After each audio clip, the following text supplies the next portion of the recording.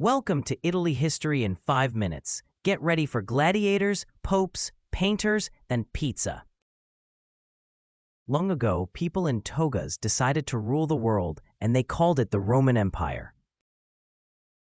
Rome was wild, emperors, lions, and chariot races instead of Netflix. Julius Caesar ruled big until his friends stabbed him 23 times. That's what we call bad teamwork. After the fall of Rome, things got messy. Barbarians, popes, and lots of arguing. Then came the Renaissance, Italy's glow-up moment. Florence, Venice, Rome, cities bursting with genius, art, and too many statues. Leonardo da Vinci invented things centuries before they existed, even helicopters. Michelangelo painted ceilings while lying on his back. Talk about neck pain for art.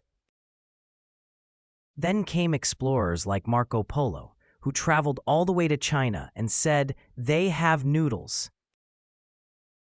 The church grew powerful. The Pope became the ultimate influencer. For centuries, Italy was split into little kingdoms, like one big family that never agrees on dinner. Then came the 1800s and a hero named Garibaldi. He said, "Let's unite this boot." In 1861, Italy was finally one country. The 1900s brought style, cars, and espresso. But also Mussolini, not exactly Italy's best moment. After World War II, Italy said, "Arrivederci dictatorship," and became a republic. Then came the Dolce Vita years, movies, fashion, and La Dolce life. Rome became a movie star. Everyone wanted to film there. Pizza, pasta, gelato. Italy conquered the world again, but this time with flavor. The Vatican remains a tiny but mighty state with its own Swiss Guard in funny outfits. The 1980s brought Ferrari, fashion, and endless hand gestures. Italians can't talk without hands. If they do, something's wrong. Today, Italy's known for art, design, and coffee so strong it wakes up your ancestors.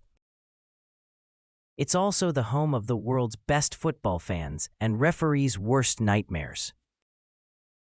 Fashion Week, supercars, art. Italy's not slowing down anytime soon. Every corner tells a story, from ruins to restaurants. From Caesar to cappuccino, from emperors to influencers. That's Italy in 5 minutes. Viva Italia, where every gesture has meaning and every meal has dessert. Thanks for watching Italy History in 5 minutes. Subscribe for more world history fun.